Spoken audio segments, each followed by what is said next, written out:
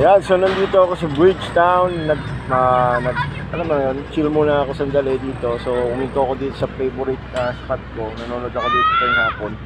Yan, yung football dito sa football field sa Bridgetown. Masarap manood kasi naglalaro rin ako ng football nung nasa Cambodia ako. So na-miss ko. At least sa Pinas meron na tayo dito. Dito lang malapit sa Kapasigan, magandang football field. Ayan o. Yung galing ng mga bata, kanina ko pa pinapanood eh. Like training na nila. Magaling. Alam mo ba na malalakas sumipa yung mga yan, no?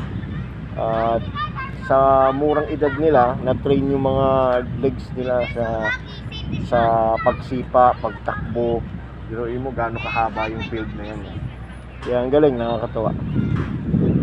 Okay, so yun lang. Hindi tayo sa buhay. Habang nasa biyahe tayo, habang kumikita, habang nag-deliver, di ba? Enjoy mo ang buhay. Yung biyaya ng Diyos yan. So, God bless us all. Stay safe. This is